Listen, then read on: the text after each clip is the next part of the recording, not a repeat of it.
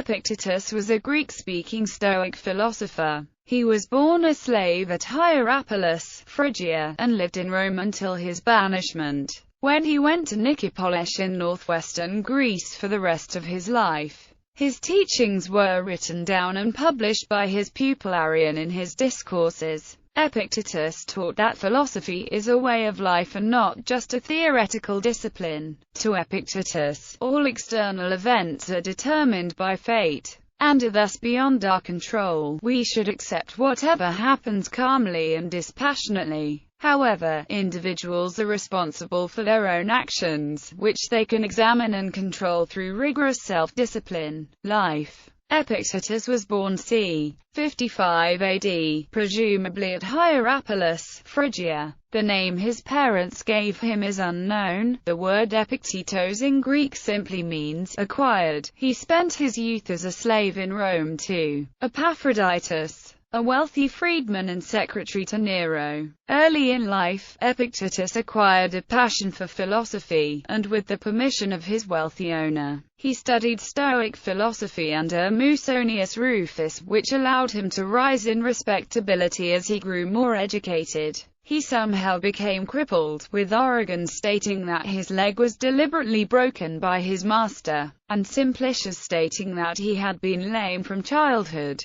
Epictetus obtained his freedom some time after Nero's death in 68 AD, and began to teach philosophy in Rome. About 93 AD, his most famous pupil, Arian, studied under him when a young man and claimed to have written the famous discourses from his lecture notes, which he argued should be considered comparable to the Socratic literature. Arian describes Epictetus as being a powerful speaker who could induce his listener to feel just what Epictetus wanted him to feel. Many eminent figures sought conversations with him, and the Emperor Hadrian was friendly with him and may have listened to him speak at his school in Nicopolis. He lived a life of great simplicity, with few possessions, and lived alone for a long time. But in his old age he adopted a friend's child who would otherwise have been left to die, and raised him with the aid of a woman. Epictetus was never married. He died sometime around 135 AD. After his death, his lamp was purchased by an admirer for 3,000 drachma. Thought. No writings of Epictetus himself are known. His discourses were transcribed and compiled by his pupil Arian.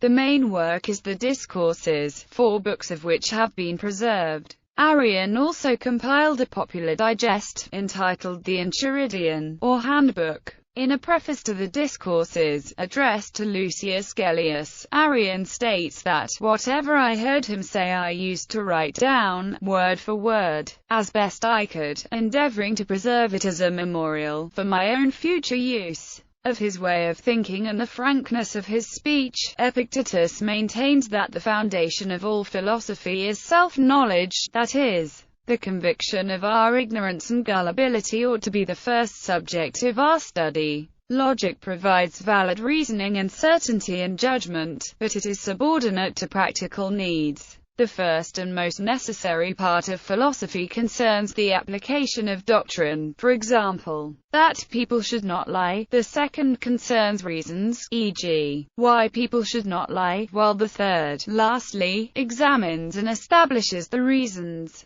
This is the logical part, which finds reasons, shows what is a reason, and that a given reason is a right one. This last part is necessary, but only on account of the second, which again is rendered necessary by the first. Both the Discourses and the Enchiridion begin by distinguishing between those things in our power and those things not in our power. That alone is in our power, which is our own work, and in this class are our opinions, impulses, desires, and aversions. What, on the contrary, is not in our power, are our bodies, possessions, glory, and power. Any delusion on this point leads to the greatest errors, misfortunes, and troubles, and to the slavery of the soul. We have no power over external things, and the good that ought to be the object of our earnest pursuit, is to be found only within ourselves. The determination between what is good and what is not good is made by the capacity for choice.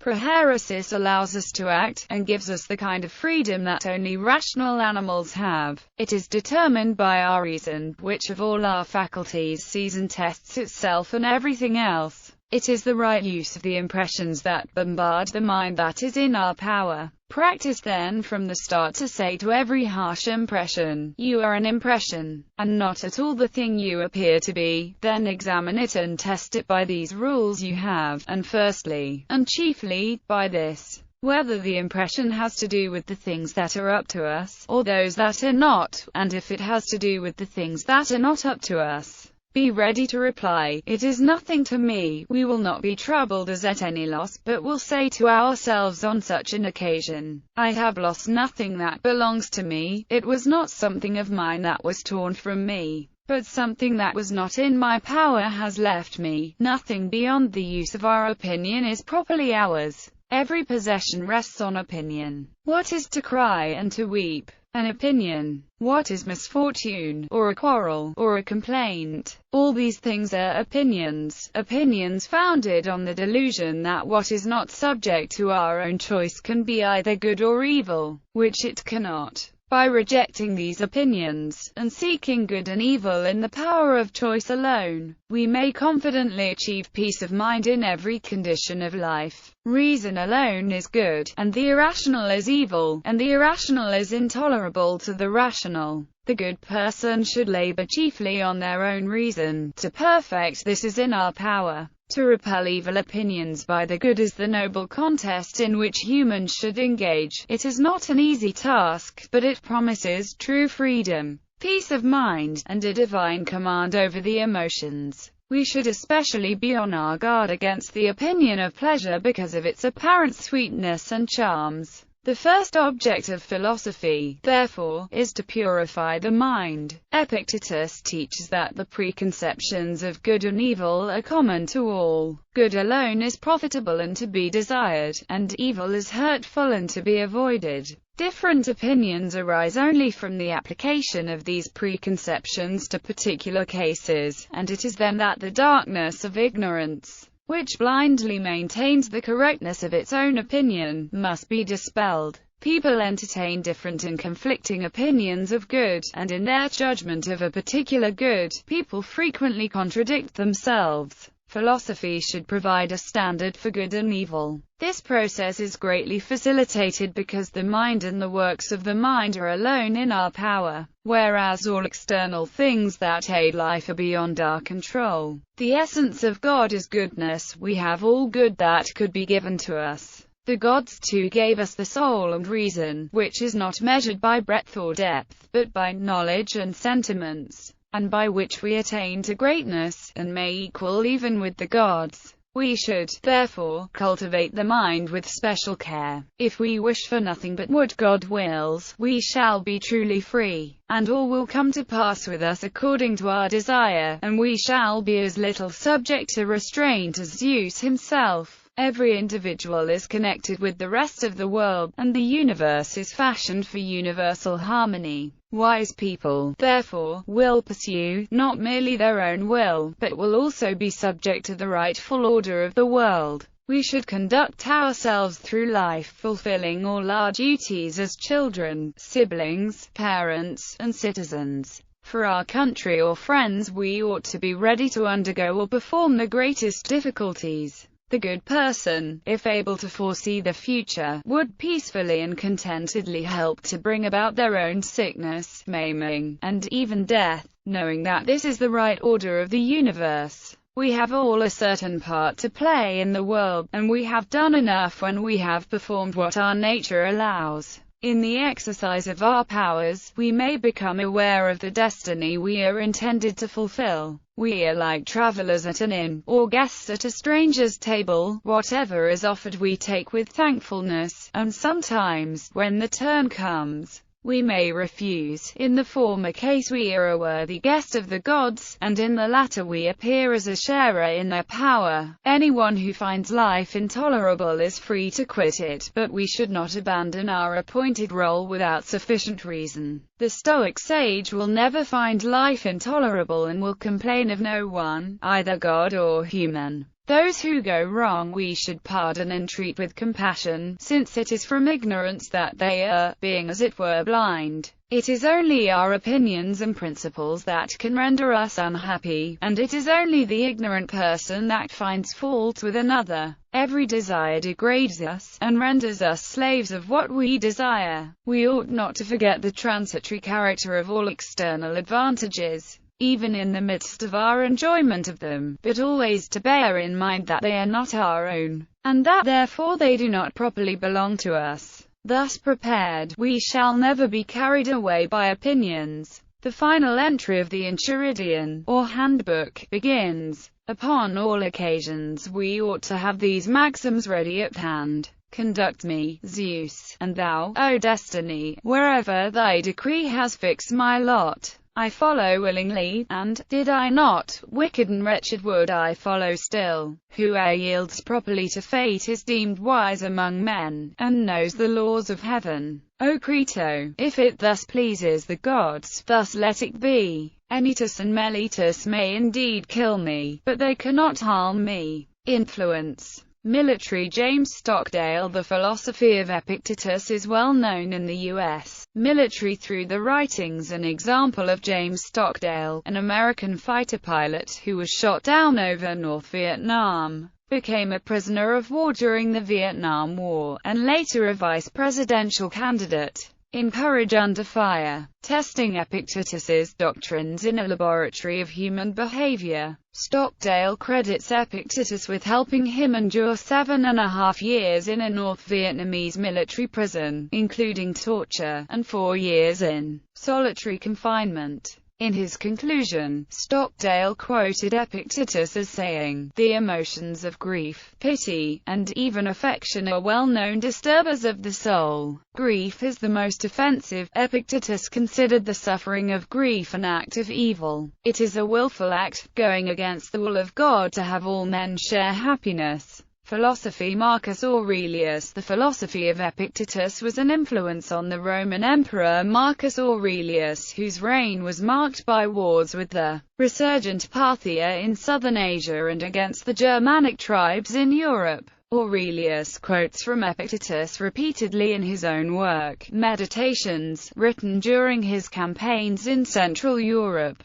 Simplicius of Cilicia. In the 6th century, the Neoplatonist philosopher Simplicius, who was persecuted for his pagan beliefs during the reign of Justinian, wrote an extant commentary on the Enchiridion. At the end of the commentary Simplicius wrote, "Nor does my writing this commentary prove beneficial to others only, for I myself have already found great advantage from it, by the agreeable diversion it has given me, in a season of trouble and public calamity." George Long considered the commentary worth reading, but then opined, "But how many will read it? Perhaps 1 in a million." Bernard Stiegler. When Bernard Stiegler was imprisoned for 5 years for armed robbery in France, he assembled an ensemble of disciplines, which he called his Melite. This ensemble amounted to a practice of reading and writing that Stiegler derived from the writings of Epictetus. This led to his transformation, and upon being released from incarceration, he became a professional philosopher. Stiegler tells the story of this transformation in his book, Acting Out.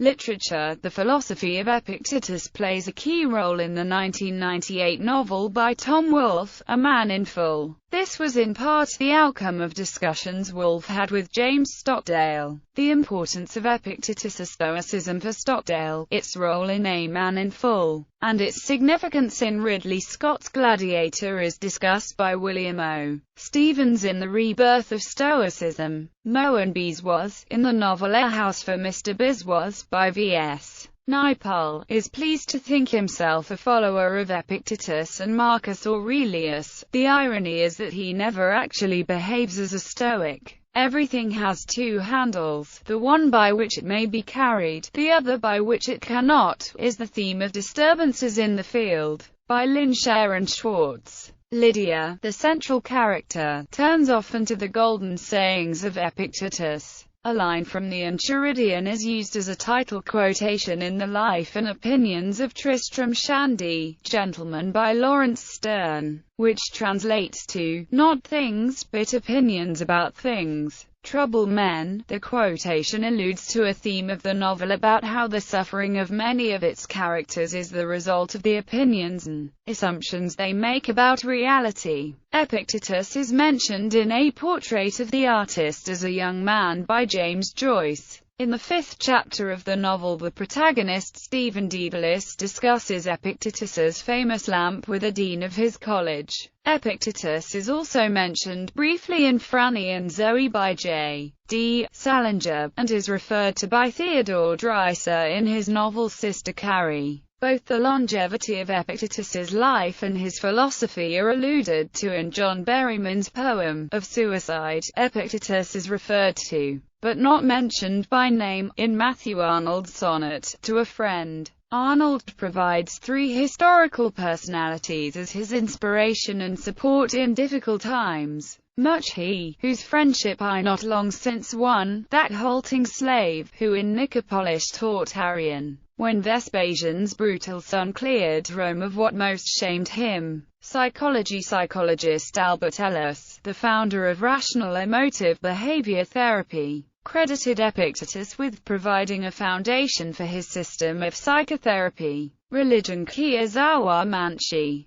a controversial reformer within the Higashi Honganji branch of Jodo Shinshu Buddhism, cited Epictetus as one of the 3 major influences on his spiritual development and thought. Acting. Epictetus of philosophy is an influence on the acting method introduced by David Mamet and William H. Macy, known as practical aesthetics. The main book that describes the method, The Practical Handbook for the Actor, lists the Enchiridion in the bibliography.